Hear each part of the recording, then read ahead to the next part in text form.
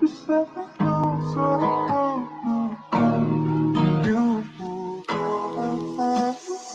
lost interest. Haven't found better than this.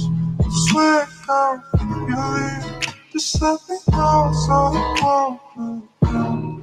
you lost interest. Haven't found better than this. I swear, girl, if you leave, just let me know so you lost interest. Haven't found better than this. I swear, girl, if you leave, just let me know so you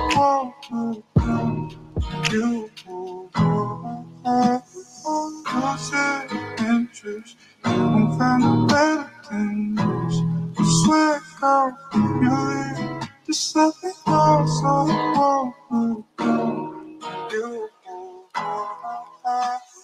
lost interest. Haven't found better than this. I swear, girl, if you leave, just let me know so you lost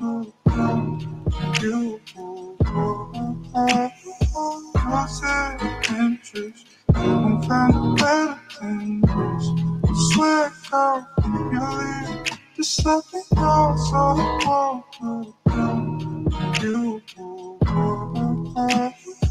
lost interest. Haven't found better than this. I swear, girl, if you leave, just let me know so you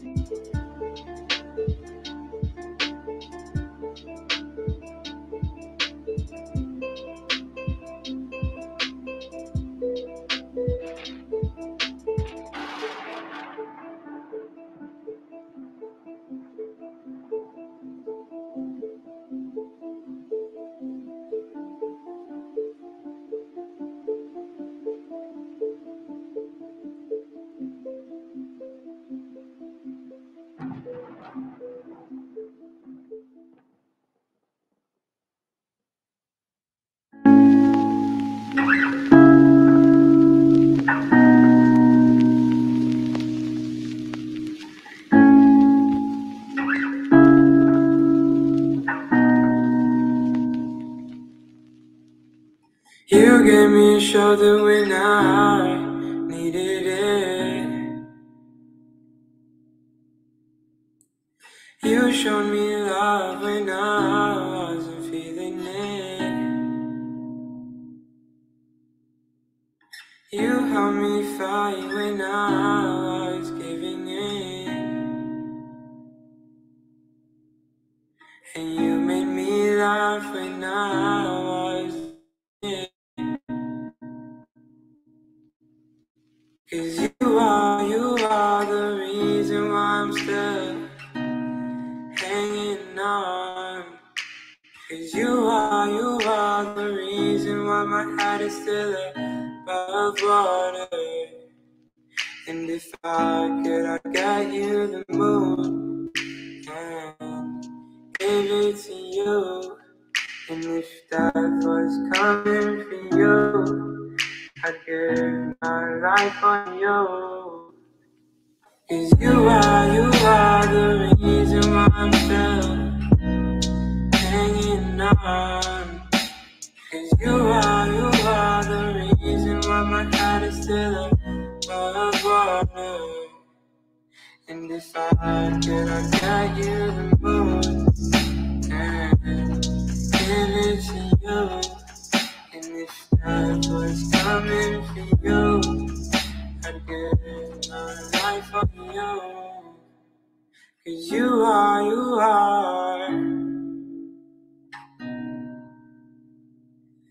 oh, you are,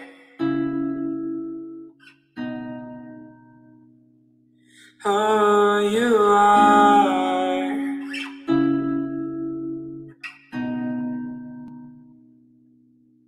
you are.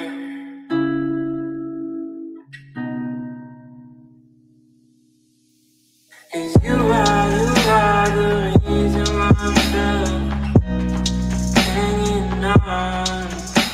'Cause you are the reason why my head is still above water. And if I could, I'd get you the moon and give it to you.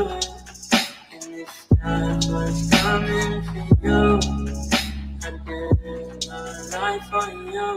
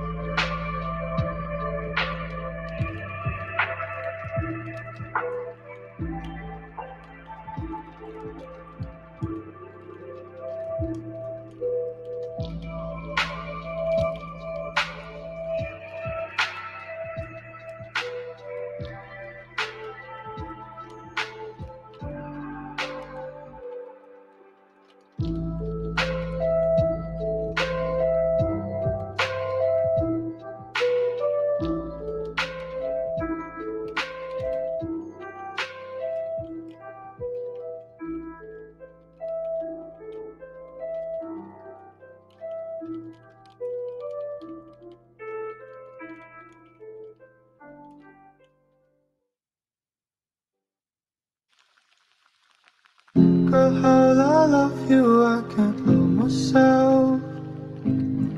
Stay awake, I wish I'm someone else. Girl, how I love you, I can't love myself. Stay awake, I wish I'm someone else. Girl, how I love you, I can't love myself. Stay awake, I wish I'm someone else. Girl, how I love you, I can't love myself. Stay awake, I wish I'm someone else. Girl, how I love you, I can't love myself. Stay awake, I wish I'm someone else. Girl, how I love you, I can't love myself.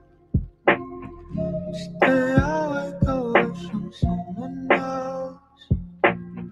Girl, how I love you, I can't love myself.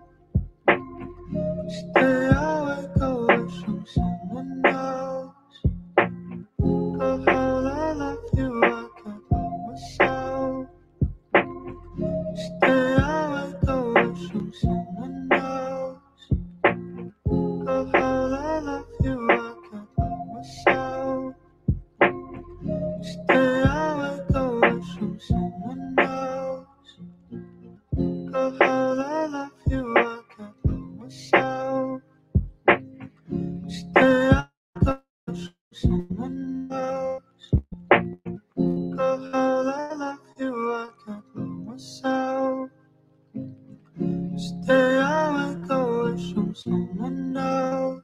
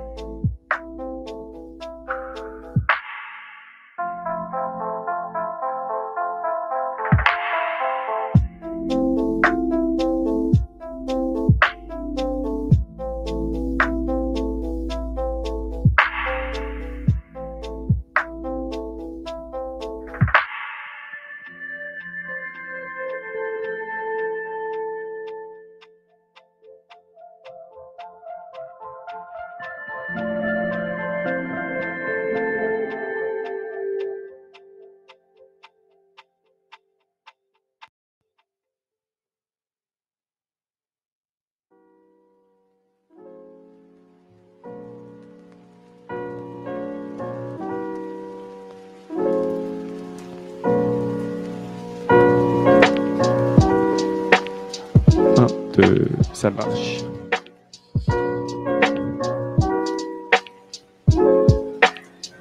Un, deux. Après, tu laisses ton nom.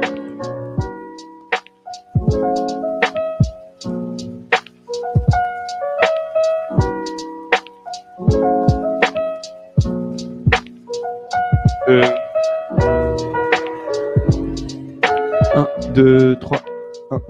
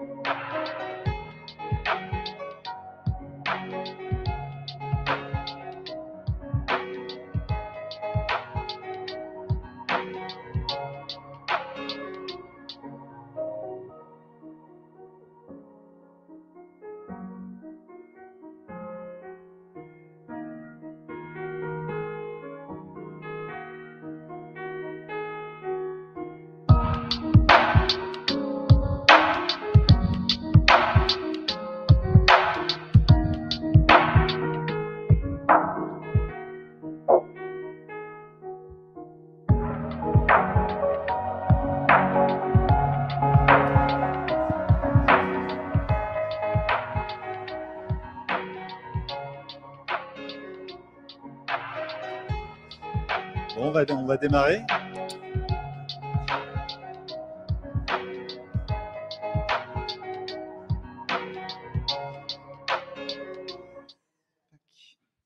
Changement d'ambiance. Au travail. Bon, bah écoutez, merci à tous d'avoir fait le déplacement. C'est notre premier événement physique depuis maintenant au moins janvier 2020. Ouais, ça remonte. Donc, c'est un plaisir de vous recevoir dans ces beaux locaux. Merci Victor de nous accueillir chez ISDI. On espère que vous allez passer un agréable moment. En tout cas, nous, on est très contents de faire cet événement et de reprendre un peu de la vie réelle. Parce que on a fait quelques événements en ligne, avec quand même pas mal de participants. Et donc, voilà, c'est l'occasion de se revoir maintenant et de retrouver aussi pas mal de têtes familières. Alors, Victor, est-ce que tu peux nous dire où on est, où on se trouve Ouais, pas de problème. Bonjour à tous, bonsoir à tous. On est ravis, je vois que le premier rang est boycotté comme partout.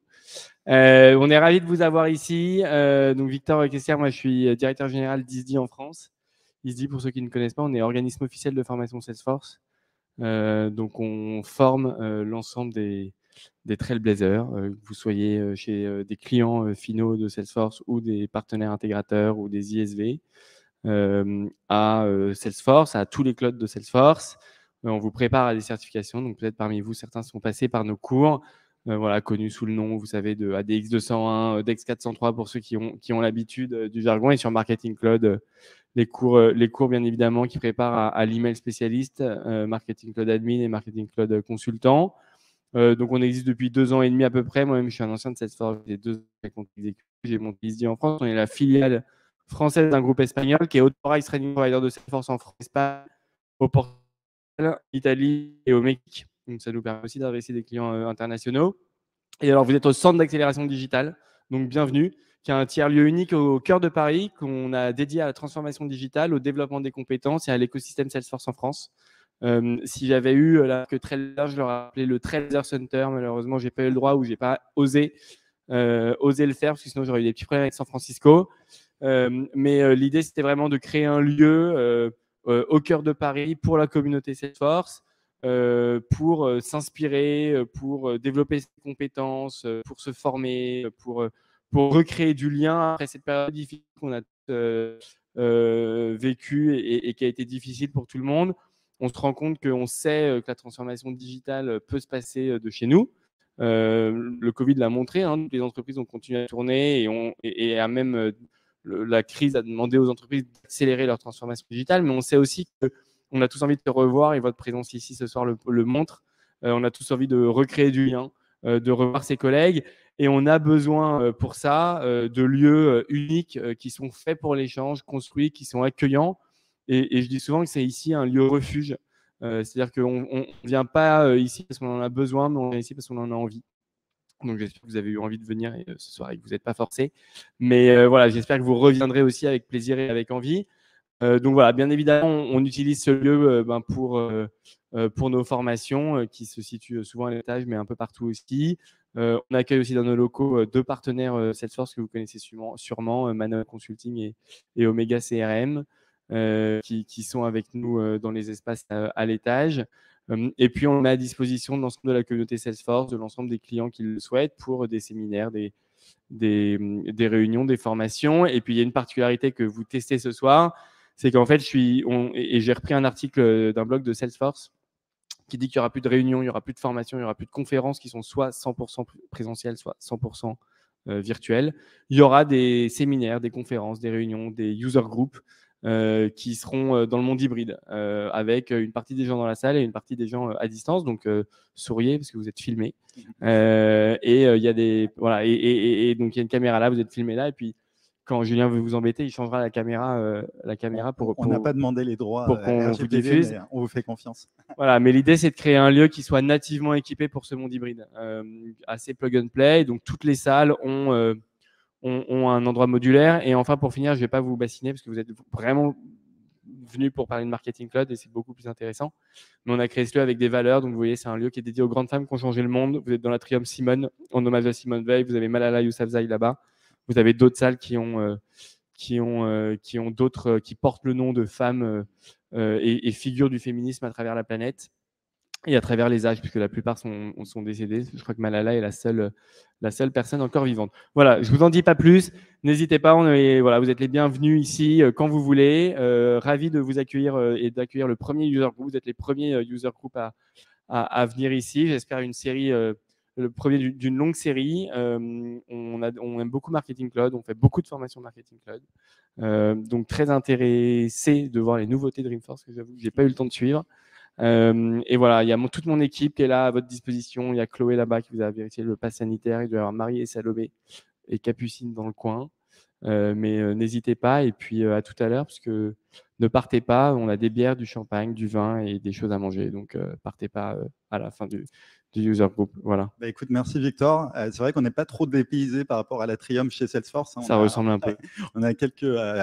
ah ouais, Julien, je pense qu'il faut que tu te mettes plus là, parce que la caméra, elle te filme du centre. Et du coup, alors j'en profite d'ailleurs pour les personnes qui sont en ligne, puisqu'on est en train de streamer sur LinkedIn en parallèle. Juste nous confirmer si vous entendez bien, pour nous dire dans le chat si le son est OK pour vous. Et comme ça, voilà, on pourra être sûr qu'on peut continuer. Alors, du coup, on a un gros programme aujourd'hui. Alors, comme vous le savez, il y a Dreamforce voilà, avec pas mal de contenu sur le marketing, sur Salesforce plus largement. Aujourd'hui, on souhaitait vous faire un retour voilà, sur les grandes annonces de Dreamforce, mais aussi plus largement sur les dernières tendances pour les marketeurs autour voilà, des sujets qu'il faut absolument maîtriser aujourd'hui, puisqu'il y aura un impact sur le marketing de notre quotidien en tant que citoyen, mais aussi en tant que marketeur. Donc, c'est important d'avoir cette overview. Donc, les intervenants aujourd'hui. Alors, Zacharia, je vais laisser un deuxième micro aussi.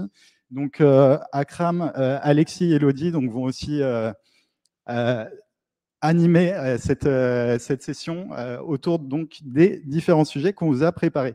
Alors, on va commencer avec Elodie donc, sur une première partie où on souhaite en fait remercier et surtout faire le focus sur les Trailblazers, puisque c'est aussi un petit peu l'essence, le cœur de cette belle communauté Marketing Cloud. Et vous, pour ceux qui ont manqué les dernières sessions des Trailblazers du mois, vous expliquer un petit peu c'est quoi le concept. Et puis si vous êtes concerné, vous voulez participer, voilà, comprendre un petit peu cette dynamique et y contribuer. Alors Elodie, attendez, on a partager le micro. Est-ce que tu peux nous dire un petit peu le Trailblazer of the Month, le Trailblazer du mois, qu'est-ce que c'est et comment ça fonctionne? Qui peut y participer? Alors, tout le monde, toute personne qui finalement utilise Marketing Cloud, qui est amenée du coup, à l'utiliser. Puis son utilisation va intéresser d'autres. C'est parce que le langage Salesforce, c'est un langage Salesforce, mais le vôtre, finalement, c'est le quotidien. C'est ce que vous avez fait, ce que vous avez aimé, ce qui a été difficile, mais tout le monde a envie de l'entendre en fait. On a besoin de comprendre finalement, je ne suis pas seule, peut-être que ça c'est simple. Enfin, du coup, votre expérience, ça peut vraiment servir à d'autres, que ça soit d'ailleurs un intégrateur qu'une personne qui est client. Je pense que c'est utile à tout le monde de savoir un petit peu ce qui s'est fait et parfois vous aurez peut-être des réponses d'ailleurs. Alors, c'est vrai que, bon, là, on vous voyait des visages, David de L'Oréal, Jeanne de John Paul, et pourquoi pas vous, voilà. Le prochain Trailblazer du mois. En tout cas, bon, on a déjà identifié le prochain, ce sera une petite surprise pour... alors, la date est déjà fixée, d'ailleurs, je crois. Oui, dernier jeudi d'octobre. Oui. Et donc, effectivement, restez connectés. On fait des focus sur les Trailblazers en leur demandant c'est quoi leur retour d'expérience, comment ils ont débuté.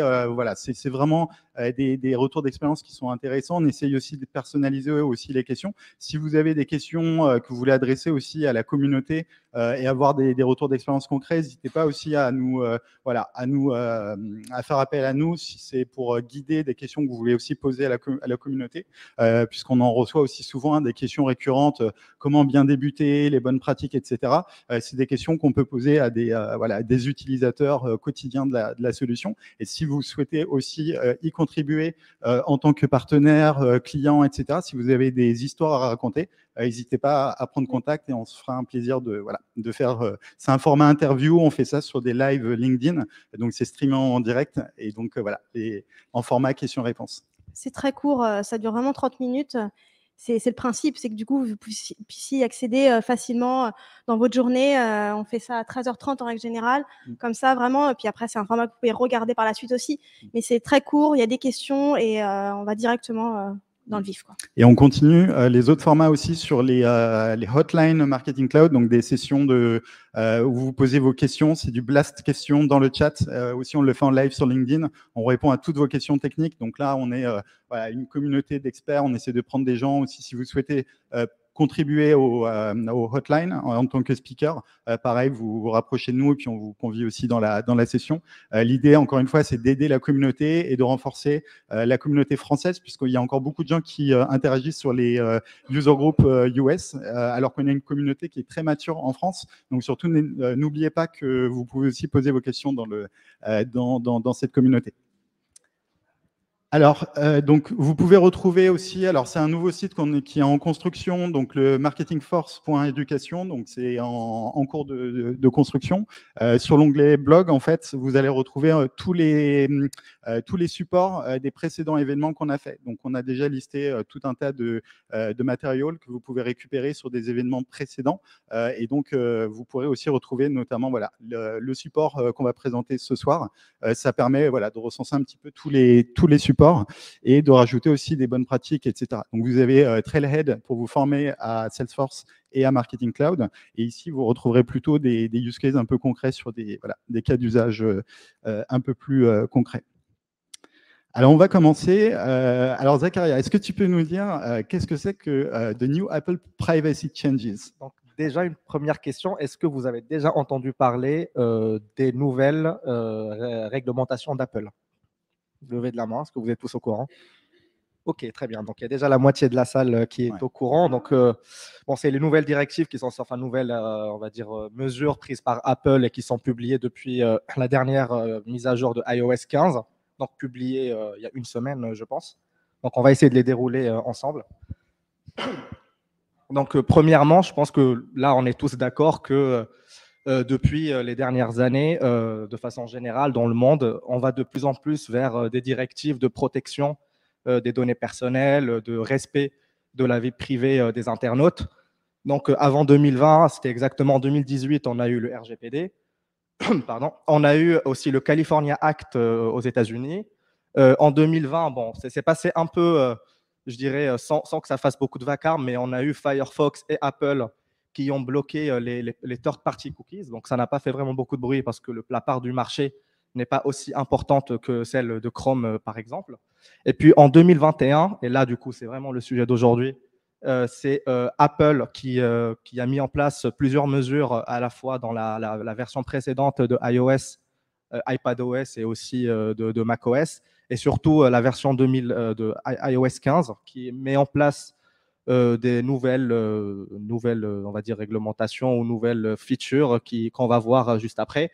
Et puis, il faut savoir que la tendance, elle va continuer. On a eu cette année Google qui a repoussé la mise en place, la suppression des third-party cookies et la mise en place de ce qu'on appelle le FLoC. Mais ça a été repoussé juste pour 2023. Et la tendance est beaucoup plus de régulation, que ce soit aussi par les États. On voit l'arrivée des équivalents du RGPD un peu partout dans le monde. On parle même de la Chine qui s'inspire du RGPD pour le mettre en place chez eux. Donc voilà, donc il faut juste comprendre que c'est un peu l'histoire qui prend ce chemin-là. On va de plus en plus vers ces réglementations et il faut s'adapter. Yes. En même temps, il ne faut pas oublier que le canal email est le canal principal, c'est le canal de prédilection. Il ne faut pas l'oublier, ça reste, je dirais, le premier canal pour faire du marketing. Pourquoi? Parce que c'est un canal où le client donne son consentement, donc il est opt-in first. Puis après, les changements des réglementations, ce n'est pas quelque chose qui est récent, mais c'est vraiment une évolution qu'on voit depuis déjà plusieurs années. Donc, il ne faut pas que ça nous fasse peur, il faut surtout s'adapter et suivre les changements.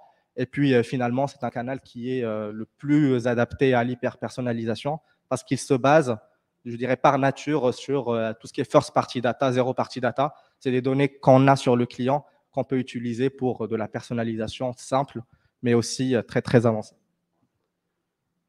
Alors, quelles sont les nouveautés d'Apple? Donc, c'est des nouveautés qui sont sorties du coup sur la version iOS 15. Donc, la première feature, c'est le Hide My Email, qui est une feature qui existait déjà, mais qui était, je crois, limitée à l'utilisation du store d'Apple. Maintenant, on peut l'utiliser aussi sur Safari et sur Mail. Donc, l'impact de la feature va être vraiment très, très grand. Donc, très simplement, ça consiste à pouvoir cacher son adresse email. Donc, Apple va proposer des adresses email jetables qu'on peut utiliser comme, on va dire, proxy ou filtre ou intermédiaire entre notre adresse email et du coup la société à laquelle on va la donner.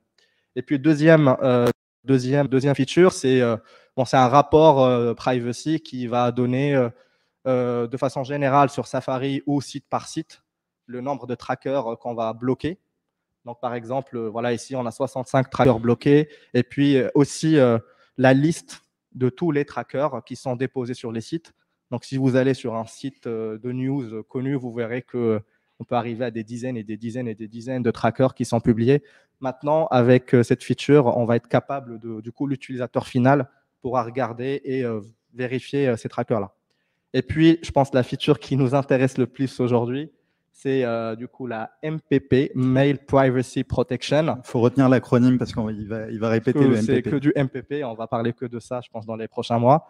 Mais du coup, c'est une feature qui va très simplement nous empêcher d'avoir certaines métriques qu'on avait aujourd'hui pour les utilisateurs de Apple, donc ceux qui utilisent Apple Mail. OK, on peut passer. Donc, alors, concrètement, qu'est-ce qui change? Donc, premièrement, on va du coup commencer par le MPP. Donc, le MPP, du coup, c'est une feature qui va limiter, qui va impacter tous les utilisateurs d'Apple Mail. Et en fait, très concrètement, on n'aura plus accès à l'adresse IP de ces utilisateurs-là. Et donc, on va perdre des informations qui sont très importantes, comme la localisation, les informations sur le device, sur la délivrabilité et sur l'ouverture des emails. On peut revenir juste rapidement. Ouais. Donc, très concrètement, on va voir, et je pense que ça a commencé la semaine dernière, du coup, des problématiques autour de l'open rate qui ne va pas être très, du coup, qui ne va pas vraiment correspondre à la réalité parce qu'on ne peut plus le tracer pour les utilisateurs de Apple. Peut-être aussi tous les différents ISP qui vont devoir s'adapter pour gérer comment calculer la délivrabilité. Et puis, de façon beaucoup plus générale, c'est vraiment toute la façon de faire du marketing email qui va devoir s'adapter et qui d'ailleurs a déjà commencé à s'adapter. Ouais. On va en parler. Zacharia, est-ce que tu peux expliquer concrètement pourquoi avec le Pixel? Je pense que ça va arriver juste après. Ouais. Okay. Donc, juste un autre chiffre très important. Apple Mail, c'est 40% des utilisateurs d'email dans le monde. Donc, c'est vraiment très, très important. C'est vraiment, il ne faut pas du tout négliger les utilisateurs d'Apple. Ouais. Alors, donc, très concrètement, comment ça fonctionne? En gros, normalement, j'envoie un email à un client, je peux mettre un pixel et dans ce pixel, je peux récupérer du coup l'IP de l'utilisateur, l'information sur le device, ainsi de suite. Là, ce que fait Apple, c'est de mettre un proxy, donc un intermédiaire qui devient Apple, entre la boîte qui envoie l'email et la personne qui va le recevoir. Et en mettant ce proxy, ils vont filtrer pas mal des informations qu'on pouvait récupérer auparavant. Donc, l'open rate, on va le perdre. On va perdre l'information sur la localisation. Mais d'après Apple, ils disent qu'on va quand même tomber sur la région où se trouvait ce client-là. Donc, on n'aura pas exactement la ville ou le code postal, mais on aura la région. Donc, concrètement, en France, ça sera peut-être l'Île-de-France, ainsi de suite, à voir. Donc, c'est un peu comme ça. Donc, en gros, c'est voilà, Apple qui se met en intermédiaire et qui va simplifier les headers, qui passent donc les informations, les métadonnées de l'email, qui passent du coup du client vers la boîte, qui va les simplifier. Et comme ça, on perd pas mal des informations. Donc, c'est ça techniquement comment ça fonctionne. Ensuite, on a la fonctionnalité Hide My Email. Ici, elle est, je dirais, bon, je pense que tout le monde la comprend. C'est une fonctionnalité vous pouvez maintenant, tous ceux qui ont Apple et qui ont fait la mise à jour iOS 15, aller sur n'importe quel formulaire en ligne essayez de vous abonner à une newsletter, donc des clients que vous avez ou votre propre formulaire, et essayez d'appuyer sur l'email et vous aurez je pense sur le clavier, va s'afficher juste à côté Hide My Email. Vous pourrez cliquer dessus et du coup, vous aurez ici la capacité de fournir des adresses email jetables, donc @icloud.com, et vous pourrez même créer vos propres adresses email. C'est-à-dire que si vous êtes un peu techos, vous pourrez avoir votre propre domaine et ensuite créer vos propres emails jetables et vous aurez la capacité de les gérer, c'est-à-dire en supprimer, etc. Donc facilement. Aujourd'hui, c'est un peu dur des fois de se désabonner. Avec cette feature-là, il suffit juste d'éliminer l'adresse jetable. Voilà.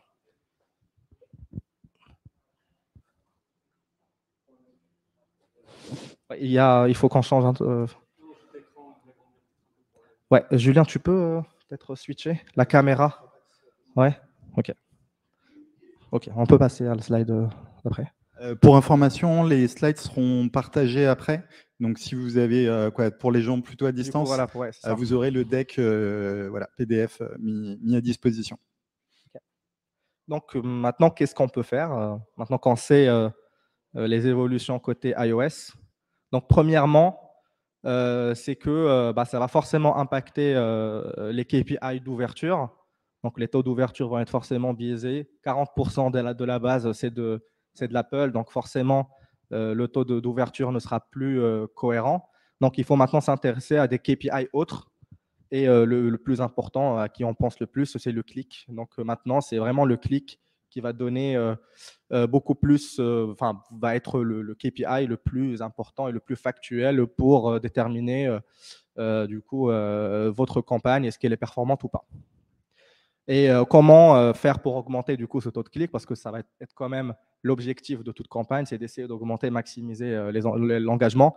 Bon, dans Salesforce, vous savez très bien, il y a Einstein qui permet à travers les différents modules d'optimiser le taux de clic. Tu peux passer.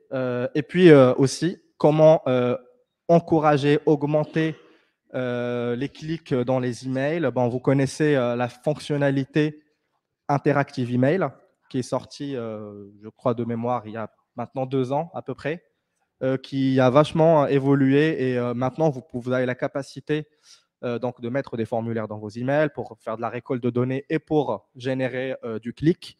On va voir après, du coup, dans la présentation des nouvelles fonctionnalités, la release note d'octobre, les nouvelles features autour de cette feature-là. Et puis, finalement, l'open rate, bon, on aime tous l'open rate, mais bon, ce n'est pas l'open rate qui drive du chiffre. Donc, je pense que maintenant, de plus en plus, on va évoluer vers des KPI qui sont donc le click rate, bien sûr, mais surtout le taux de conversion. C'est vraiment le taux de conversion qu'il faut maintenant savoir comment le calculer. Donc, ce n'est pas toujours facile de le faire, surtout quand on a du business online et en magasin. Mais maintenant, avec des solutions comme Datorama, c'est tout à fait possible de pouvoir traquer ce KPI-là, qui est quand même le plus important et beaucoup, beaucoup plus important que l'open rate.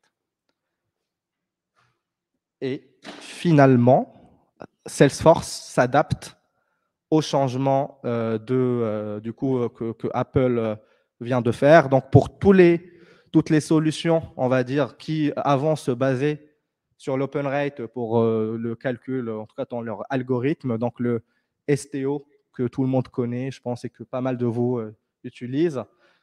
Copy Insights, je ne pense pas que beaucoup l'utilisent, mais qui est quand même très, très utilisé aux États-Unis. Content Selection, qui est très intéressant. Je ne sais pas si tout le monde le connaît, mais je pense qu'il faut vraiment l'explorer. Messaging Insights, donc le dashboard un peu global qui donne un peu les tendances de vos campagnes, les évolutions.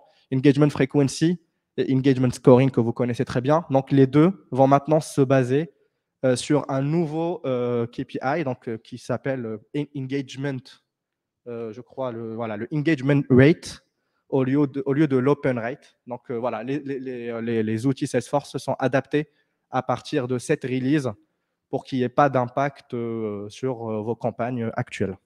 Alors après, vous allez voir aussi que dans la roadmap, là, dans les éléments qu'on vous présentera plus tard, on voit très clairement qu'il y a des fonctionnalités clés en main qui vont aller très clairement qui vont aider justement à pousser le clic, notamment sur le fallback de Interactive Email, sur des fonctionnalités comme Einstein, là, sur des propositions de contenu, où on va aussi vous aider à mieux choisir des contenus créatifs pour aider au clic, etc. Donc ça, on voit que dans les tendances, il y a des choses assez concrètes qui arrivent. Je pense que c'était la dernière slide, mais on va vous le partager. Je pense que j'ai oublié de le faire. On va vous partager un rapport Litmus, vraiment qui est très détaillé pour le coup. C'est sur des dizaines de pages qui va rentrer dans le détail des mesures d'Apple, quel est l'impact concret sur vos campagnes, quel type de campagnes sont impactées, comment y remédier, et aussi, ils sont allés même jusqu'à proposer une formule un peu longue qui vous permet de retrouver l'open rate, donc qui prend en compte un peu les mesures d'Apple, donc une formule que vous retrouverez dans ce fichier-là. Donc, on va vous le partager aussi après, soit sur LinkedIn et puis sur les différents canaux. Voilà, merci. Merci Zakaria. Alors, toujours dans les grandes tendances, dans les grands moves qu'il faut surtout avoir conscience, il y a eu beaucoup de nouveautés autour des cookies. Donc Akram, qu'est-ce qui se passe sur les cookies? Tout à fait. Alors, je ne sais pas si tout le monde connaît ici ce que c'est les cookies. Levez la main ceux qui savent ce que c'est. Third party cookie? Pas les gâteaux. Bon, fallait la faire. Ouais. Ok. Ouais. Ok. Donc, en gros, pour simplifier, un cookie, c'est juste une trace qu'on laisse avec de la donnée pour tracer le passage de clients sur une page. Et donc, on parle de third party cookie quand ce n'est pas le site en soi qui a déposé cette trace-là avec le même nom de domaine. C'est-à-dire, je me retrouve sur salesforce.com. C'est pas salesforce.com qui a déposé ce cookie-là, c'est plutôt google.com ou facebook.com ou googleanalytics.com, etc. Dans ce cadre-là, on parle de third-party cookie. Alors, qu'est-ce que ça change? Donc, dans ce cadre-là, on va parler de beaucoup de à quoi ressemble le monde post-third-party cookie, comment ça impacte nos métiers. On va faire un gros focus sur la first-party data, parce que dans tous les cas, en fait, on est tous en train de tendre vers ce monde-là. On va parler aussi de tout ce qui est Identity Resolutions et aussi une partie sur l'activation. Le but étant de se dire comment on envisage le futur de nos métiers d'engagement client, mais aussi une partie des métiers médias qui sont les plus impactés clairement par ce monde post-cookie. Je ne sais pas s'il y a des gens ici qui ont des interactions ou qui fassent partie de des équipes médias. Non, personne? Ok, très bien. Donc, on a tous collaboré à un moment ou à un autre avec les équipes médias dans le cadre de use case CRM médias, que ce soit d'optimisation, de lookalike ou peu importe. Donc ça, pour le coup, ça va être ça va renforcer la collaboration entre les équipes CRM et les équipes médias. Ça, c'est très important dans le futur. Ouais, et aussi pour les marketeurs, que vous soyez client, partenaire, c'est assez important aussi d'un point de vue stratégique de savoir, d'un point de vue écosystème, autour de Marketing Cloud, comment gérer, avec quel biais technologique et métier. Alors, donc, quelles sont les évolutions, comme le mentionnait? On peut aller à la slide suivante. Julien, merci. Mais en tout cas, on reprend exactement ce que disait Zach sur l'évolution de tout ce qui est autour de la privacy et donc les restrictions que nous imposent les browsers, que nous imposent que ce soit les GAFA ou peu importe. Donc, on est dans un monde qui tend vers ce qu'on appelle des walled gardens. Donc, en fait, c'est des trésors bien gardés. Et donc, même maintenant, les browsers, enfin, les navigateurs se transforment en ce trésor bien gardé. C'est-à-dire, maintenant, les navigateurs disent, en fait, vous n'avez plus le droit de tracer les utilisateurs à l'utilisateur unique près, mais on va faire le travail pour vous. Vous allez probablement payer, à voir comment ils vont faire ça, mais on va vous donner les insights, mais pas plus. Voilà. Donc, en gros, c'est ça le message. Donc, comment ça ressemble? À quoi ressemble le monde dans le futur? Donc, avant, c'était un monde drivé par les cookies, en tout cas, grosse partie pour les médias, mais aussi, si on veut parler de retargeting, donc, qui est plutôt de l'ordre du low funnel, pardon, donc plutôt des interactions entre les équipes CRM et médias, et aujourd'hui, ils seront plutôt impactés. Ils vont tendre vers first party data, vers une politique plutôt proactive pour aller chercher les données auprès du client, qui va partager volontairement ces données, qu'une politique plutôt où on va inférer le comportement des clients, on va partir sur des hypothèses ou sur des rapprochements en se basant sur les third-party cookies. On parle de zéro party. Alors, on parle aussi, data. qui connaît, first party data, ça parle à tout le monde? Ok, zéro party data, qui en a entendu parler? Personne? Globalement, zéro party data, c'est dans l'ensemble des first party data.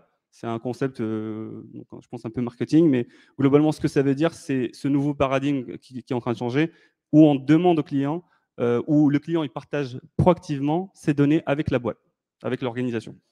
Donc, en fait, ce que ça veut dire, mais ça, c'est une lecture assez subjective, c'est qu'on tend vers un monde où on doit créer des expériences à forte valeur ajoutée pour pousser le client à nous partager volontairement ses préférences, ses intérêts, et de nous partager vraiment un maximum de données, mais volontairement, au lieu de se baser sur la first party data principalement, qui est quelque part, on essaie de monter des hypothèses par rapport au comportement sur le navigateur, par rapport aux transactions, par rapport au product path qu'on a analysé, par rapport à plein de choses. Et on essaie de bâtir des hypothèses et de faire quelque part des A/B testing pour les valider, etc.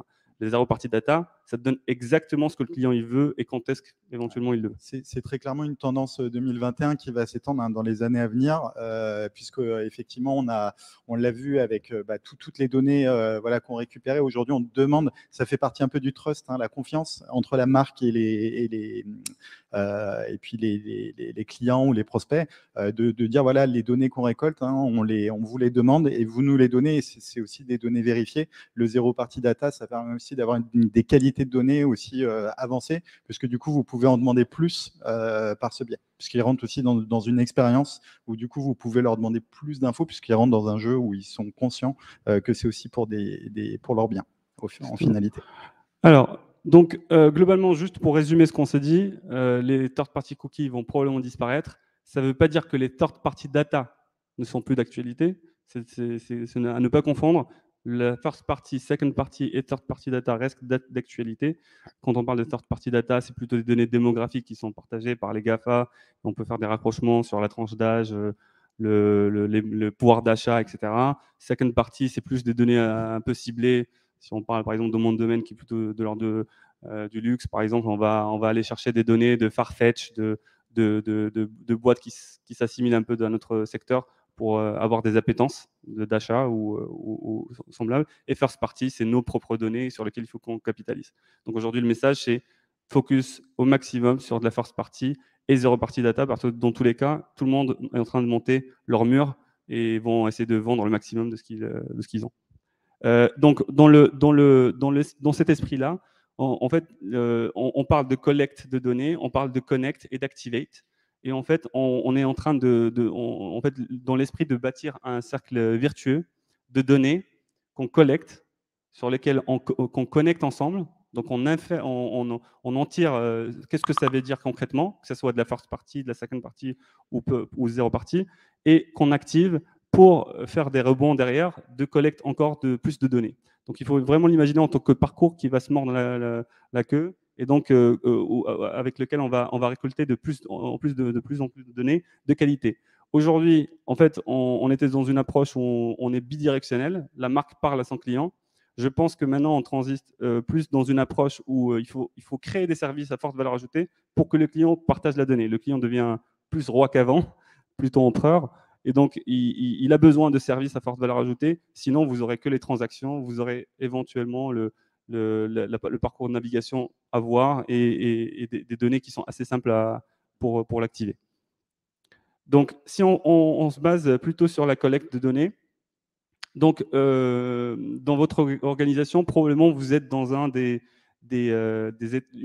étapes de ce pattern-là, c'est-à-dire, en fait, vous avez des data en silo, ou alors vous avez réussi à connecter de la data. Si vous l'avez fait, tant mieux pour vous et je vous en félicite, parce qu'il y en a peu. Et la partie plutôt avancée, je pense que si on parle de benchmark, moi je trouve, et ça c'est plutôt subjectif, des marques comme Nike comme Netflix, comme Amazon, etc. C'est eux qui ont vraiment réussi à faire ce genre d'exploit. Et donc, on parle plutôt de data flywheel. Donc, c'est ce qu'on a montré, c'est un peu la boucle infinie, où ils vont capitaliser sur la collecte. Ils vont réussir à connecter la donnée, activer pour reboucler la boucle. Qui utilise les données retail, parce que vous faites partie d'une équipe retail en standalone, et ils n'utilisent pas, par exemple, les données e-commerce ou vice-versa. Qui utilise toutes les données, qui utilise la donnée dans son silo, retail, par exemple. Ok, donc vous êtes tous connectés, c'est très bien, je suis très content. Très bien, donc on peut passer à la slide suivante. Donc maintenant, la question se pose, ok, c'est très bien, c'est bien joli tout ça, et c'est bien vendeur, mais quelles sont les stratégies sur lesquelles je peux capitaliser justement pour créer cette fameuse flywheel et pour en tirer des données qui sont de qualité et que je peux activer dans un contexte et avec des expériences. Donc ça, c'est plutôt des stratégies qui vont nous servir pour cette collecte de données. Donc, on peut parler de loyalty programme ou de membership programme ou de rewards programme. On connaît tous le fameux programme de Starbucks. Je pense que vous avez tous au moins une fois acheté un Starbucks. Qui ici utilise l'application Nike pour courir? Okay. On a des sportifs quand même dans la salle.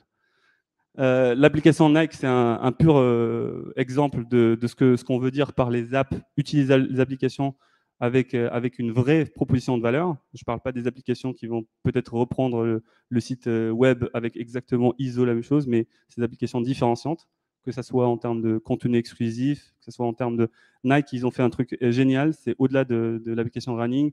Ils ont aussi, par exemple, fait des produits qui sont exclusifs dans les applications.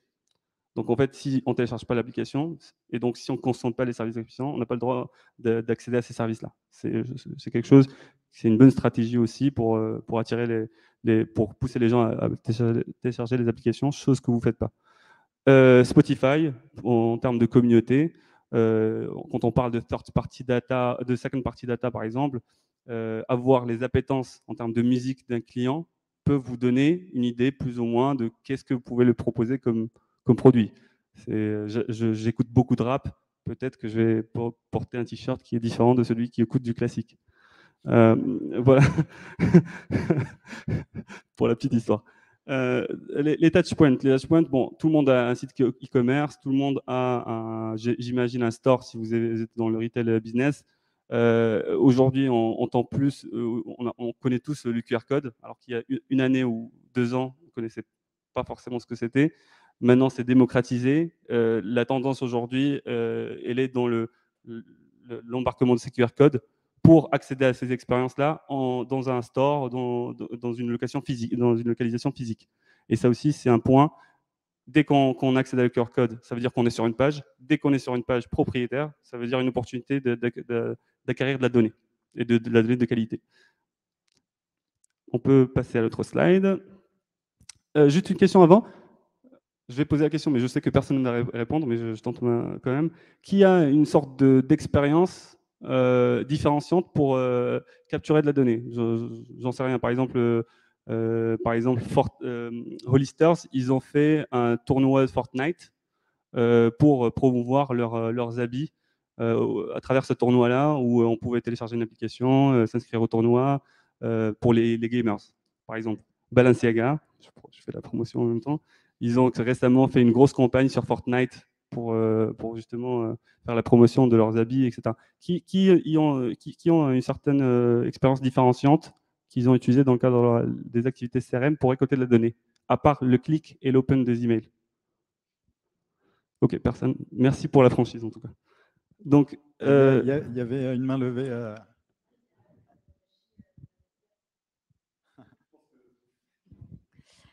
Les centres commerciaux Westfield ont fait un événement live, donc de Lady Gaga. Donc, on a invité les personnes à s'inscrire et à nous donner des segments d'intérêt. Oui, un événement. L'événementiel aussi, c'est un gros, je pense, aujourd'hui, c'est un gros point sur lequel capitalisent les marques pour récolter de la donnée et des prospects surtout qualifiés. Après, l'événementiel, c'est plutôt pour des secteurs bien définis et pas pour tout le monde, mais voilà. Il est passé l'événement Lady Gaga, du coup? Ah, dommage. Voilà. Faut s'abonner pour le prochain, du coup. Voilà, typiquement, un des autres exemples, je vais refaire la promotion de Balenciaga, mais ils ont fait la présentation du fashion show au travers d'une application 3D, ou site web donc en 3D, où tu pouvais défiler, voir les produits en 3D avec la réalité virtuelle. Et donc, ils ont réussi à capturer, par exemple, des adresses email qualifiées avec ce genre d'expérience. Donc ça, c'est un exemple pour... Voilà. Donc le deuxième point, c'est, OK, une fois que j'ai récolté toutes ces... Parce que jusqu'à maintenant, jusqu'à assez récemment, on parlait de big data, si vous vous rappelez. Maintenant, on n'en parle plus beaucoup, parce que la promesse de big data, c'était on va mettre de l'AI sur ça, et ça va nous donner des merveilles. Malheureusement, ce n'est pas toujours aussi simple. Donc maintenant, on parle plus de beaucoup de données, on parle juste assez de données, mais en tirer le maximum. Et donc c'est pour ça qu'on parle de connecter. Et donc quand on parle de connecter, tu ne peux pas connecter si on n'arrive pas à réconcilier les identités. Qui travaille avec une application mobile chez son client ou chez lui? Non? Personne? OK. Site web, bien sûr, tout le monde, j'imagine. Retail, le store, store retail, ok, très bien. Donc, je ne sais pas si vous le faites. Si vous le faites, c'est très bien réussi, mais je sais pas. Le challenge de tout ça, c'est d'arriver à réconcilier les identités. Quand je dis réconcilier les identités, c'est pas les réconcilier juste une fois qu'on a identifié le client. C'est les réconcilier aussi quand le client vit en tant qu'identité digitale, non identifiée. D'accord? Ça aussi, c'est très important. Parce que votre client, en fait, quand on est dans un business retail, on sait que 80% des clients ne se connectent pas sur le site web. D'accord? Donc, ces clients, par contre, ils parcourent le site web, ils ont une identité digitale. Je suis presque sûr que vous les targetez avec les transactions retail et avec ce que vous avez sur eux comme étant des clients identifiés, mais vous n'avez absolument peut-être aucune idée de ce qu'ils font sur le site web. Or, si vous avez un bon moyen de faire de la reconstitution d'identité et de la persistance de données, de l'historique de données, de comportement, là, on a une vue plus complète. Et donc, un client qui a acheté il y a 2 ans, pour nous, c'est un inactif. Donc, moi, CRM manager, je me dis, il faut pousser ce client. On a ce programme de réactivation qui marche super bien, il faut le pousser. Par contre, le client, il est en train en fait, de se balader sur le site web tous les jours parce qu'il est super intéressé par la nouvelle collection, il est super engagé. Et en fait, il a besoin juste d'un push du bon produit pour le réactiver. Et vous, du coup, vous n'avez aucune idée que ce client-là, en fait, n'est pas du tout ce que vous pensez. C'est un peu le principe de la predictive intelligence ou maintenant des Interaction Studio en mode anonyme, de faire des recommandations personnalisées déjà en mode anonyme en traquant justement les habitudes de navigation et après d'aller... la personnalisation peut être une réponse, mais en tout cas, le challenge ici, c'est qu'on arrive à réconcilier tous les touchpoints. Et quand je dis tous les touchpoints, c'est-à-dire identifiés ou non identifiés. Parce qu'il se peut que le client ait identifié quelque part, mais soit non identifié sur l'application parce qu'il est téléchargé, mais il ne s'est jamais connecté, ou sur le site web. Par contre, sur le store, il vient, il donne son adresse email, il achète, etc. Donc, c'est un gros challenge et vous voyez toutes les données qu'on peut finalement reconstituer sur le client. Ensuite, une fois qu'on arrive à récolter des différentes sources de données avec de la qualité, donc first party data, en proposant les bonnes expériences et en espérant que le client va nous donner de la donnée, qu'on arrive à les connecter parce qu'on a une réconciliation des identités et qu'on a de bons outils d'analyse pour comprendre les comportements des clients et qu'on a de bons outils de segmentation ou d'outils qui sont drivés par des événements et donc en temps réel, on doit les activer. Et donc pour les activer, si on passe le slide, on parle de moment client. Après, je pense qu'il y a plein de stratégies qu'on peut discuter. Mais en tout cas, ce qu'il faut savoir, c'est qu'il y a des moments sur lesquels il faut capitaliser. Ces moments, ça va servir pour collecter la donnée, pour reconnecter cette donnée-là avec tout ce qu'on a collecté auparavant, et ensuite activer. Et en vent, il faut toujours penser, et ça c'est quelque chose qui est du bon sens, mais qu'on n'a pas toujours fait, c'est penser au rebond. C'est-à-dire, en fait, ce fameux client, une fois qu'il a fait cette action sur le site web, OK, je pense à lui pousser un produit. Mais une fois qu'il a acheté, je pousse un email transactionnel. Mais est-ce que cet email transactionnel de confirmation de commande, est-ce que ça ne serait pas l'opportunité de lui dire, by the way, en fait, vous pouvez compléter votre look avec ça, vous pouvez chercher des inspirations avec ça, et une fois qu'il a cliqué, ensuite, je le fais rentrer dans un autre parcours de nurturing, etc. etc. On peut aller très loin dans le direct. D'ailleurs, dans les cycles de vie clients, souvent, en fait, on retrouve deux types de cycles de vie. Il y a des cycles de vie qui vont être un peu temporels par rapport à des actions qu'il va faire le client voilà, dans ses expériences. Et on a des cycles de vie qui sont vraiment orientés de data. Et c'est vraiment une approche qui est intéressante puisque du coup, on est sur du cycle de vie automatisé et qui peut vraiment être voilà, déclenché par de la data qu'on récupère en first party, quoi.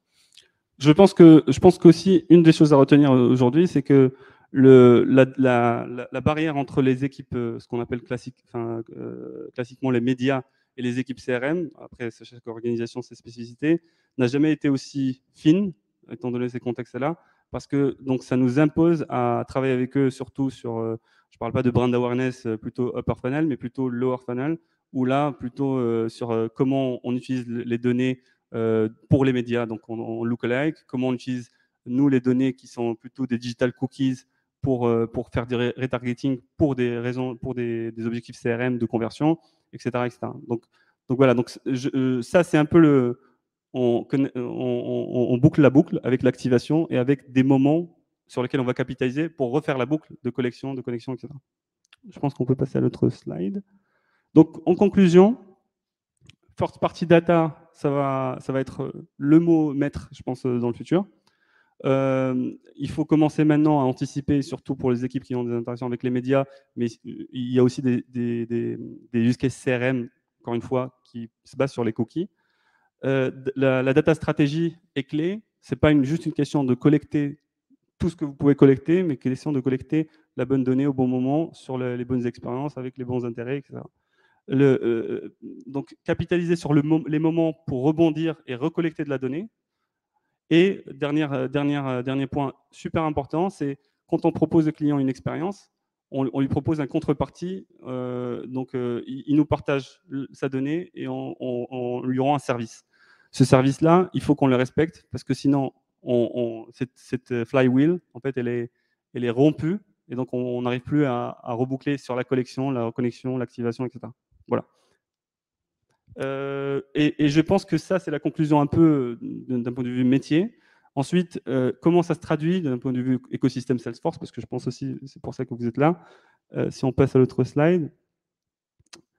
Alors bon, ça paraît moins bien que normal, mais si on rentre dans l'autre slide, en fait aujourd'hui, ça c'est la vision CDP, donc Customer 360 Audio Sales, ça a été renommé CDP.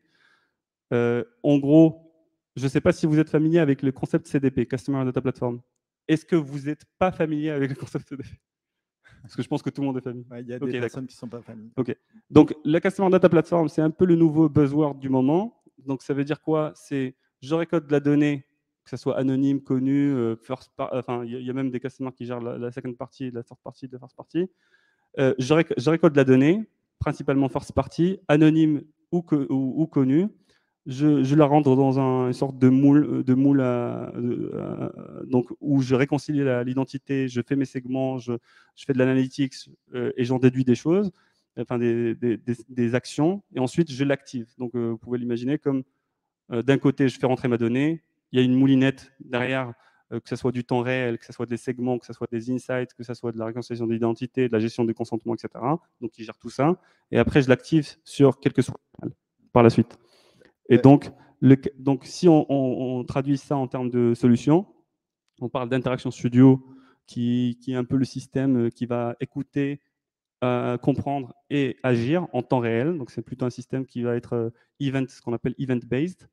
Et ensuite, on parle de Customer 360 Audiences, qui est plutôt pour la gestion de tout ce qui est segmentation. Alors, ce n'est pas en temps réel pour l'instant, de ce que je sais, mais en tout cas, ça permet d'avoir toutes les données qui sont synchronisées et ensuite de faire des segmentations, de faire des analyses et de les activer. Ouais. Ensuite, alors, je me permets une précision, c'est qu'en 2020, il y avait une très grosse tendance du retail qui était le Unified Commerce, donc le commerce connecté, ce qui veut dire qu'en fait, on pousse une expérience harmonisée, qu'on envoie un email, qu'on se trouve sur le site web, en point de vente, on est sur l'application mobile et on retrouve une harmonie des contenus. Et en fait, pour harmoniser les contenus et activer des audiences et des contenus en omnicanal sur du publishing, effectivement, ça nécessite aussi de passer par ce type de plateforme. Aussi pour reconnaître le client et lui adresser les bons messages. Donc ça rentre aussi sur ces enjeux stratégiques. Exactement. Et derrière, ici, c'est votre marketing cloud où il y a tous les channels d'activation, les journeys, etc. Avec un outil de BI probablement que vous avez, que ce soit Datorama, Tableau ou peu importe l'outil que vous utilisez pour analyser les résultats. Et donc l'idée, c'est qu'on switch d'un pattern classique, on a Customer Lifecycle classique, on gère le client avec son cycle de vie, on shoot des campagnes, on va dire one shot avec votre cycle d'animation, à quelque chose de plus personnalisé, plus contextualisé, où le client il fait une action, on fait une réaction. Et donc on fait une réaction qui est contextualisée et qui va après générer d'autres réactions, et donc sur laquelle on va directement capitaliser. Vous avez un moteur de query qui est assez puissant d'ailleurs pour activer des audiences, notamment sur tout ce qui est ranking. Vous voulez avoir le top 100 de vos meilleurs clients qui ont acheté les 3 derniers mois sur votre site web. Vous voulez faire des exclusions particulières. En fait, vous avez un moteur de segmentation ultra puissant et ultra fin. Donc, on est sur l'hyper-segmentation au niveau de ce module-là. Je pense que tu peux passer à le slide, ouais. Mais je ne sais pas si... Voilà. Donc, je ne sais pas s'il y a des questions voilà, sur ce qu'on a vu. Ou pendant le cocktail, on peut en parler. Alors on va voir dans les éléments de la roadmap qu'il y a des fonctionnalités qui rentrent dans la continuité de ce qu'on a vu. Merci Akram pour les infos. Voilà, assez stratégique dans l'orientation que prend Marketing Cloud. Alors au sens ligne de produit, puisque Marketing Cloud maintenant ça comprend la CDP, Marketing Cloud, Datorama et bon Pardot dans l'offre globale. Donc effectivement, il y a pas mal de choses qui se mettent en place. Alors j'en oublie, il y en a pas mal. Mais effectivement, alors on va faire une petite synthèse là des quelques fonctionnalités un petit peu sympas là. Alors il y en a certaines qui sont liées à la release d'octobre, il y en a qui sont plus au niveau de la roadmap, mais c'est pour vous donner un peu une vision sur ce qui arrive. Alors, sur la partie Datorama Reports, ici, en fait, vous avez un nouveau connecteur avec Slack. Donc, vous avez compris, suite au rachat de Slack par Salesforce, il y a beaucoup de choses qui vont arriver. On va vous montrer un petit peu plus dans le détail après. En tout cas, sur les rapports que vous avez, notamment sur les performances de votre journée, vous pouvez, en fait, directement, via le bouton, vous voyez, il y a différents moyens d'export. Et vous avez un nouveau bouton Slack qui permet d'envoyer les données de tracking directement sur un channel et donc de collaborer avec les stakeholders pour faire de la prise de décision, dire voilà, on a régulé le problème, c'est revenu à la normale, etc. Donc ça devient beaucoup plus facile de communiquer sur les performances et le suivi des données de tracking.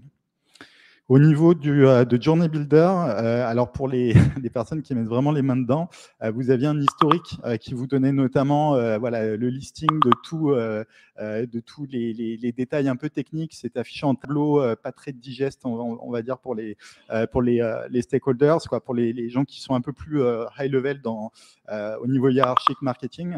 Et du coup, ici, en fait, il y a une revue carrément du dashboard de l'affichage pour afficher quelque chose de beaucoup plus facile à lire, rapide pour la prise de décision, etc. Donc ici, on a quelque chose d'assez digeste, et donc ça montre bien la volonté aussi de Salesforce d'adresser des marketeurs plutôt que des techniques sur les outils qu'ils composent. Alors, qui connaît Return Pass sur tout ce qui est notamment affichage des emails sur tous les mailbox, etc. Ouais, ça vous parle? Je pense qu'en plus, je vois des gens qui étaient déjà là, qu'on avait reçu. Alors, Validity, du coup, puisqu'ils se sont fait racheter par Validity, vous aviez donc la possibilité d'afficher directement dans Marketing Cloud l'email sur les différentes webmails, sur mobile, desktop, etc. Donc, ça, c'est quelque chose qui apparemment va s'arrêter. C'est ça s'est déjà arrêté ou ça va s'arrêter? Le partenariat avec Return Pass, et du coup, je ne sais pas si c'est vraiment arrêté maintenant ou en tout cas c'est prévu. Donc, d'où cette nouvelle feature en fait qui permet de récupérer ou en tout cas combler le gap. Et donc, on pourra maintenant utiliser ce qu'on appelle les seed lists. Je pense que pas mal d'entre vous utilisent cette fonctionnalité-là, est très importante. Et donc, maintenant, grâce à du coup l'App Exchange, on va pouvoir du coup s'interfacer avec du coup des applications qui seront disponibles dans l'App Exchange pour gérer les seed lists depuis Journey Builder. Donc c'est vraiment une fonctionnalité. Je parle plutôt personne un peu côté intégrateur ou les architectes. C'est un sujet qu'on traite vraiment quasiment tout le temps dans les projets. Maintenant, grâce à cette feature-là, ça va être vraiment beaucoup plus simple de gérer la partie seed list. Ouais, grosse nouveauté autour de l'application mobile du nouveau du SDK qui se développe, hein, puisque pour ceux qui sont familiers, vous aviez déjà un certain nombre de fonctionnalités intégrées, notamment au niveau des use cases qui étaient liés à l'intégration de votre application mobile dans Marketing Cloud. Ici, l'évolution du SDK Salesforce va permettre beaucoup plus d'interaction de temps réel, justement avec du tracking. Donc, si vous êtes familier avec les plans de tagage, notamment sur l'app mobile, ce que vous pouvez en avoir aussi sur le site web. Ici, lorsque vos clients vont aller sur votre application mobile et visiter une page spécifique ou faire un acte d'achat, un comportement spécifique, on va pouvoir détecter ces patterns d'action et intégrer ça directement dans des journées.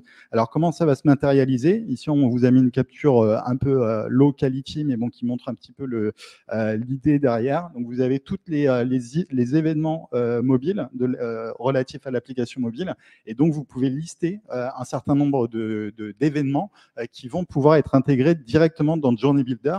Donc là, vous voyez en fait qu'au niveau de l'entry event, vous avez une nouvelle activité mobile app event qui va permettre déjà de déclencher en temps réel donc l'injection du contact dans la journée. Et vous allez avoir aussi des nouvelles activités. Ici, on voit qu'il y a un wait until push engagement aussi qui va permettre d'interagir aussi en fonction du comportemental mobile. Donc là, si vous aviez des projets dans la roadmap autour de l'application mobile, c'est le moment de lancer les projets mobiles app parce qu'il y a du lourd qui arrive. Moi, j'ai juste une petite question. Qui utilise le module Mobile Push? 1, 2, 3. OK. Donc, on va dire que Mobile Push, bon, je trouve personnellement que c'est un outil qui est vraiment génial, qui est facile d'utilisation. Il y a d'autres clients ou d'autres intégrateurs qui plutôt s'orientent vers des third parties comme Batch, AccentGate, Follow Analytics, Urban Airship. Et on a des dizaines et des dizaines. Je pense qu'avec la release d'octobre, Salesforce va rattraper, je dirais, son retard avec ces nouvelles fonctionnalités-là. Et pour tous les clients qui ont des applications mobiles, je pense vraiment, comme le dit Julien, c'est le moment de s'intéresser à ces fonctionnalités-là parce qu'elles vont vous permettre vraiment de créer des expériences en temps réel et mobile first. C'est vraiment à l'ère du temps. Et du coup, voilà, c'est tout à fait possible. Et aussi, qui est quand même très important, l'adage de Salesforce, c'est faire du standard avant tout. C'est très natif à la plateforme, c'est en clic et ça vous permet de créer des expériences connectées. D'ailleurs, ça me fait penser que c'est des éléments de la roadmap, donc Safe Harbor, hein, tout acte d'achat sera relatif à ce qui est actuellement disponible sur l'application, sur la plateforme Salesforce. Merci. Ouais, j'étais obligé, parce qu'on n'a pas mis la slide. Alors, sur Interactive Email, donc pour rappel, c'est le module qui permet d'intégrer un suite au rachat de Rebelle, des formulaires web avec directement dans le contenu du mail pour faire de la collecte de données. On est clairement dans le first party data, donc voire dans le zero party data, puisque ici on est sur du déclaratif. Ce qu'on demande directement au client, on peut lui demander. Alors, il y a des use cases. On avait fait un événement user group justement sur les différents use cases qu'on peut adresser avec ce module. Très intéressant si vous ne l'avez pas encore utilisé. Et il y avait une limite, notamment sur la compatibilité sur certains domaines, notamment sur Outlook, hein, qui est assez mal supporté. Je vois des gens qui sourient dans la salle, qui l'ont expérimenté. Et en fait, la mise à jour ici, c'est notamment au niveau du fallback. Donc, si le bloc n'est pas supporté, en fait, ça va afficher un call to action, ce qui est un bouton donc, qui va permettre de finalement arriver au même résultat, mais sans avoir à bidouiller finalement le workaround pour faire fonctionner le résultat escompté, à savoir le fait que le client remplisse bien le formulaire en fin d'action. Et juste une petite précision, d'après les données Litmus, c'est compatible avec 80% des parts de marché des clients email. Donc, il y a vraiment 20% qui ne gèrent pas cette fonctionnalité-là. Et maintenant, grâce au fallback qui est automatique, il n'y a plus besoin de bidouiller ou de coder l'expérience fallback. C'est géré nativement avec du click and drag depuis Content Builder. Donc, c'est encore, on va dire, un autre argument pour commencent à utiliser cette solution-là. Il faut juste savoir que c'est une nouvelle expérience pour vos clients. Donc, peut-être des fois, on s'attend à dire, on pense que ça va augmenter nos KPI d'engagement. La réalité est des fois différente quand on la pratique. Donc, il faut aussi éduquer parce que c'est une nouvelle expérience. Donc, utiliser cette solution-là, je dirais, par exemple, vraiment en étant très simple. C'est-à-dire que dans l'email, il faut juste rappeler, dire au client qu'il a la capacité aujourd'hui de saisir des informations depuis l'email. C'est une chose que le client ne sait pas. En fait, personne ne pense qu'on est capable de saisir des formulaires depuis l'email. Donc, rappelez ça. Il faut jouer la répétition. C'est avec la répétition qu'on va éduquer nos clients, leur apprendre que maintenant, c'est possible de donner des informations. Et je pense, voilà, en faisant ça plusieurs fois, vous allez voir que voilà, c'est vraiment une solution qui va vous permettre de capturer des données zéro party data, comme disait Akram. Et voilà, c'est vraiment une des solutions qui est native, simple d'utilisation, qui vont vous permettre aussi de capturer de la donnée. Et finalement, je pense qu'Akram l'a aussi dit, il ne faut pas juste capturer pour capturer, il faut aussi l'utiliser. Donc, si vous faites par exemple des NPS ou des formulaires de satisfaction, il faut aussi derrière créer l'expérience, à savoir si un client il donne une mauvaise note sur un produit, bah, pourquoi pas directement créer un ticket au support, ainsi de suite. Donc voilà, il faut aussi penser à la collecte et aussi à l'utilisation de la donnée. Et de la même façon, plutôt que d'arroser tout le monde, la gestion de la pression commerciale, c'est aussi voilà, faire un petit decision split avant l'envoi du mail pour dire voilà, si le champ il est rempli, is not nul, du coup, bah, il passe à la trappe. Comme ça permet aussi de mieux gérer la pression co. Je pense que tout le monde est aligné là-dessus. Interaction Studio, une nouvelle activité de Journey Builder pour pouvoir aussi pousser de la donnée d'un point de vue marketing cloud. Donc ici, ça crée aussi plus de transversalité entre les différentes équipes et aussi pour faire de la personnalisation. On parlait d'harmonie des contenus, en omnicanal. Ici, clairement, on est vous avez fait votre ciblage. Vous avez par exemple une communication email, vous voulez créer une harmonisation des contenus et des messages sur le site web, vous poussez une activité avec de la data pour Interaction Studio, il récolte cette donnée, il peut la traiter et donc l'afficher dynamiquement sur le site. Voilà, typiquement pour faire de la perso web, vous utiliserez beaucoup cette fonctionnalité-là pour pousser la data vers Interaction Studio et ensuite personnaliser une bannière ou faire de la B-testing sur votre site internet. Et Interaction Studio est lui-même omnicanal, donc il peut redispatcher aussi sur les autres canaux. Donc c'est vraiment le cœur du moteur de personnalisation. Sur la partie lead capture, alors historiquement, on a fait le sondage tout à l'heure à ceux qui utilisaient advertising. Je crois qu'il n'y avait pas tant de gens que ça. D'ailleurs, si ça vous intéresse, n'hésitez pas à nous le mentionner pour qu'on puisse aussi vous montrer comment utiliser Advertising Studio. Il y a eu sur les dernières releases pas mal de nouveautés. Il y a eu le nouveau connecteur avec LinkedIn pour pousser des publicités. Il y a le nouveau, alors ça remonte encore d'avant, mais le Ad Campaign qui permet de construire sa campagne advertising directement depuis Journey Builder, donc en mettant l'image, le texte, donc on peut vraiment créer, puisque historiquement on avait le Ad Segment qui permettait juste de synchroniser les audiences directement sur les plateformes médias. Donc là, on a quelque chose autour du advertising qui évolue, qui rapporte des nouvelles fonctionnalités. Donc si votre entreprise ou votre client collabore avec des partenaires, notamment médias, des agences médias, ils peuvent en fait directement, vous pouvez leur créer des users dans Marketing Cloud avec les permissions qui vont bien pour ne gérer que l'activité advertising et donc ils peuvent utiliser le puissance de segmentation. Voilà. Je passe, il y a énormément de choses à dire sur la stratégie advertising. On avait donc du lead capture sur Facebook. Maintenant, il y a aussi sur Google. Donc voilà, c'est assez puissant et je pense que là-dessus, il y a des stratégies à mettre en place toujours dans la partie acquisition. Et juste un petit rappel, pensez à aussi connecter les différentes fonctionnalités entre elles. Donc là, on a lead capture qui permet de récupérer des leads depuis Facebook ou Google. Il suffit de le brancher avec Journey Builder pour créer les leads ensuite dans le CRM. Donc voilà, donc c'est juste avec du clic, on est capable de connecter à la fois le monde, on va dire, réseaux sociaux, acquisition médias, avec Marketing Cloud, le Marketing Automation pour envoyer des confirmations à l'issue de la soumission du formulaire et ensuite créer le lead dans le CRM pour engager d'autres expériences, notamment avec le service client, etc. Donc, pensez à l'expérience Aujourd'hui, les clients ont de plus en plus de cloud. On parle de cross-cloud. Donc, à chaque fois qu'on veut utiliser une fonctionnalité, il faut aussi voir comment on peut aussi la faire fonctionner avec tout l'écosystème. Un use case tout bête, hein, je fais mon acquisition avec le lead capture, je lui envoie un email interactif en disant je souhaite être appelé, oui, non, dynamique directement dans l'email. Si oui, vous mettez le numéro de mobile. On crée une task en fonction de la réponse. Si la data est oui ou non, on crée une tâche en disant rappeler ce contact, sinon le mettre dans une liste pour faire du lead nurturing. En tout cas, on peut encore une fois connecter l'expérience dynamiquement avec les fonctionnalités dont on dispose. Donc, il faut vraiment, à chaque fois qu'il y a des nouvelles fonctionnalités, faire le lien avec celles qui sont existantes pour voir comment créer les nouvelles expériences. Et il y en a pas mal. Bon, là, on a parlé de ça. Sur la partie Datorama Report, alors ça, c'est déjà live. En fait, il y a une SKU, une SKU là, chez Salesforce qui s'appelle Datorama Report Advanced, qui permet d'aller un peu plus loin sur les rapports. Alors ça, c'est dans Marketing Cloud. Pour le coup, hein, c'est les reports Datorama qui sont intégrés dans Marketing Cloud, dans l'interface. Et donc, vous avez la possibilité vous avez ce Query Lake, en fait, qui vous permet de requêter sur des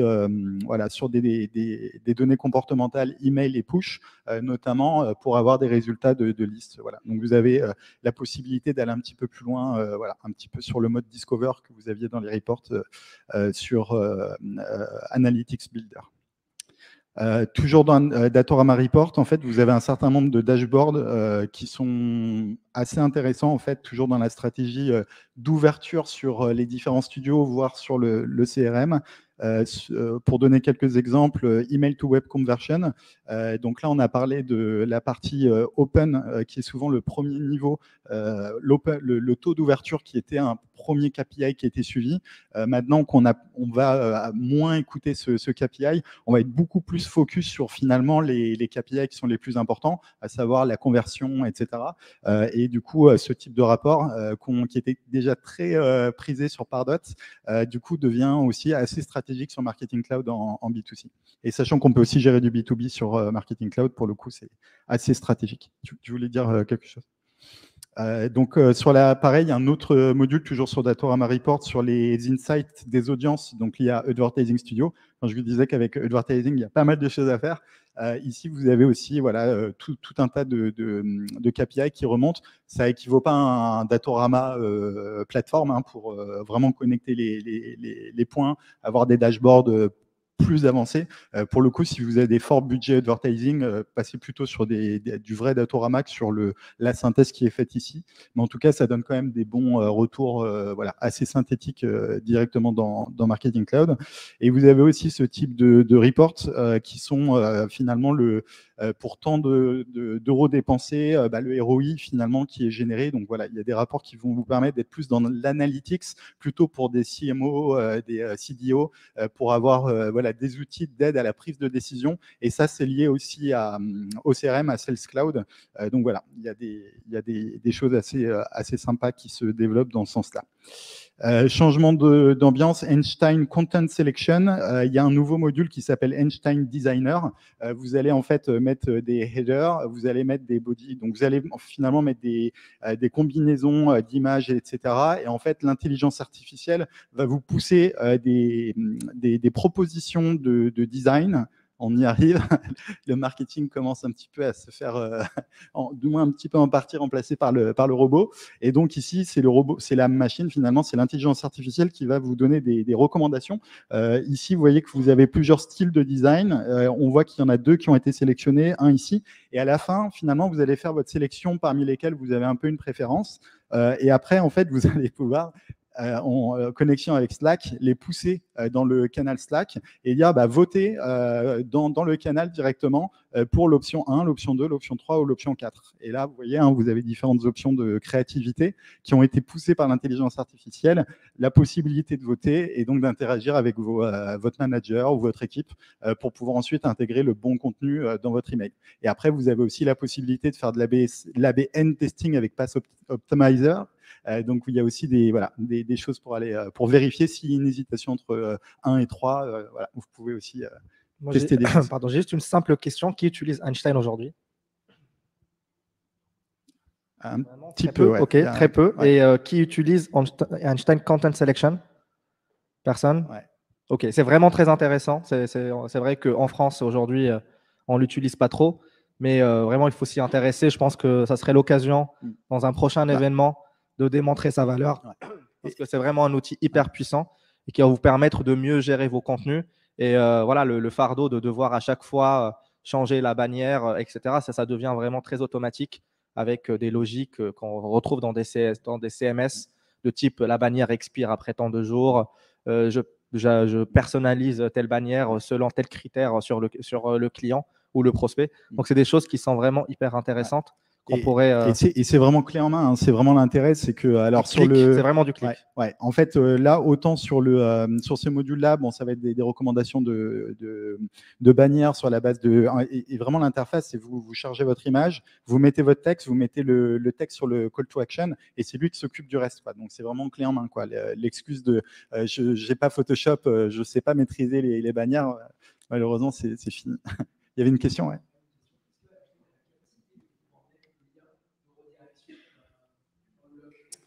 Alors, je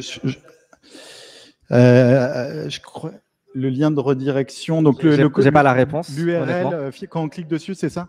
Ouais, c'est là, par exemple, sur le CTA. Je sais plus, mais je suppose. que faut vérifier. On verra ça ensemble, je pense, dans un prochain événement. On ira creuser cette feature-là ensemble. On le fait vraiment en démo live. Pourrez-vous en tout connecter cas, les champs sont l'interface utilisateur, les champs sont limités. On ne peut pas personnaliser à ce niveau-là encore beaucoup. Mais par contre, si le champ URL existe, ouais, il est clé en main pour le coup à valider. Voilà, alors on voulait faire la relation, la transition avec Slack. C'était l'une des annonces de Dreamforce cette année, puisque suite au rachat de Slack, il y a eu du Slack for Sales Cloud, Slack for Service Cloud, Slack for Marketing. Et sur Slack for Marketing, donc là, on a vu une transition autour de, voilà, je suis sur mon Datorama Report, je clique, ça envoie. Je suis sur Midjourney, pareil, je peux interagir. On va voir d'autres cas d'usage pour en savoir plus sur sont les nouveautés et comment en profiter au quotidien. Ouais, merci Julien. Bonsoir, moi il est tard, hein. Je sais que vous avez peut-être faim, vous avez peut-être soif, vous voulez vous connecter. Alors je ne vais pas pouvoir répondre aux deux premières attentes. En revanche, je peux vous parler de connexion, hein, puisque le but de Slack, c'est de connecter les individus, mais aussi de les connecter entre eux au sein d'une organisation, à l'extérieur, mais aussi de se connecter aux applications et de se connecter aux données. Alors, j'ai 47 slides pour conclure cette présentation. Et je vais essayer d'être concis. Je voulais savoir qui utilise Slack parmi vous? Ok, très bien, super. Et deuxième question, qui utilise Slack connecté à ses applications ou à ses sources de données? Ok, très bien. Donc, c'est vraiment l'idée sur laquelle je veux insister. Et c'est quelque part, je voudrais un petit peu introduire des usages peut-être qui vous sont moins familiers et qui vont effectivement vous donner plus de valeur. Si je prends simplement l'image, on va dire, d'une campagne marketing et des différentes étapes qui vont la composer, entre je dirais, une définition d'objectif, une définition de cible, un travail sur les contenus, une approbation, des résultats qu'on veut récupérer, qu'on veut partager, et puis finalement, quelque part, l'historique qu'on veut conserver de l'ensemble de ces processus, l'ensemble des décisions, l'ensemble des acteurs qui ont été impliqués, l'ensemble des données, c'est là où Slack va pouvoir vous aider. Donc, les annonces qui ont été faites à Dreamforce vont dans ce sens-là, en particulier en termes d'intégration avec l'écosystème Salesforce et Marketing Cloud, de telle sorte on l'a vu évoquer, pouvoir pousser de l'information depuis ces systèmes. Donc ça, c'est un peu l'usage zéro de Slack en tant que concentrateur d'informations. Mais là où ça va un petit peu plus loin, c'est quand on va vouloir aussi pousser de l'information de façon pertinente. C'est-à-dire dire, voilà, j'ai un contexte particulier qui peut être lié à un projet, qui peut être lié à une campagne, qui peut être lié à je dirais, tout un sujet où à un moment donné, j'ai besoin de réunir différents acteurs hétéroclites dans l'organisation et de pousser cette information de façon contextuelle, de telle sorte à d'une part, pouvoir toucher des acteurs qui ne sont pas forcément familiers avec les outils de production qui sont derrière, et puis aussi filtrer cette information de telle sorte à ce qu'elle soit contextualisée par rapport à vous savez, tout est basé sur des canaux dans Slack, mais derrière cette notion de canal, en fait, on a un contexte fonctionnel, et l'idée, c'est de pouvoir le cibler.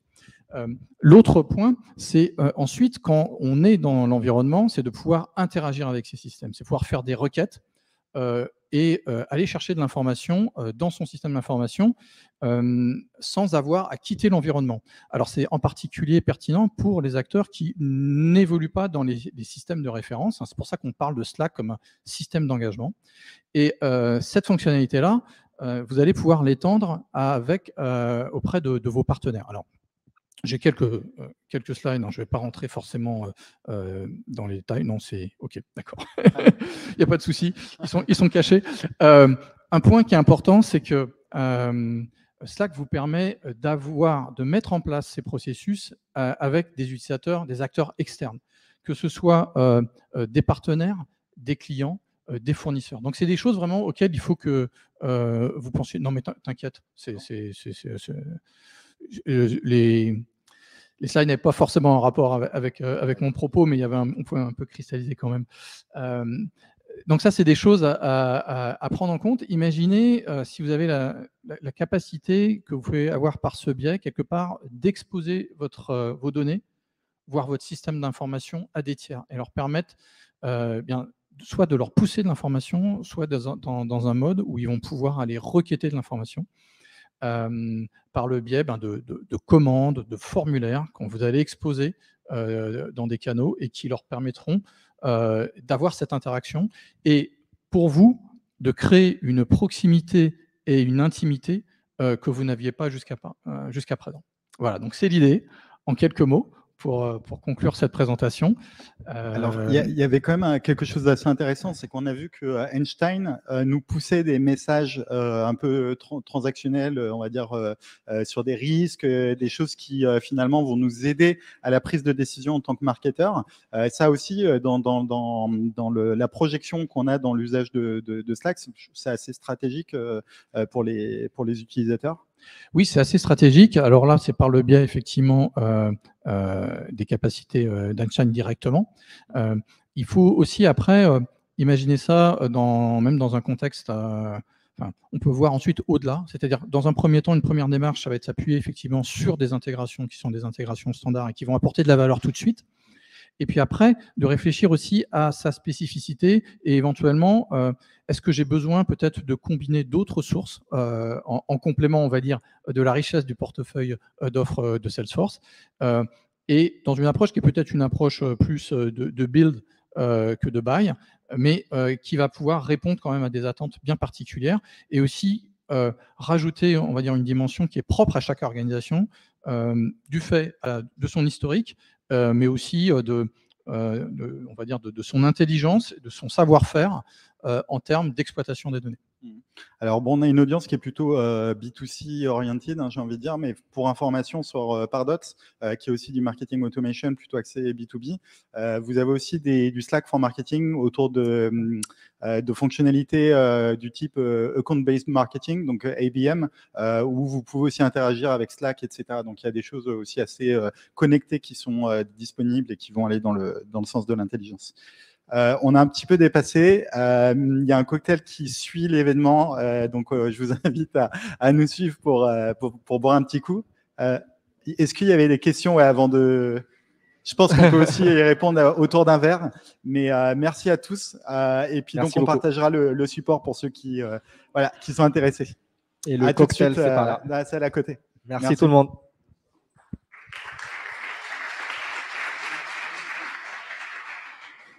Non, c'est la musique. Ah oui. Ouais, le live. Attends, je vais dire merci.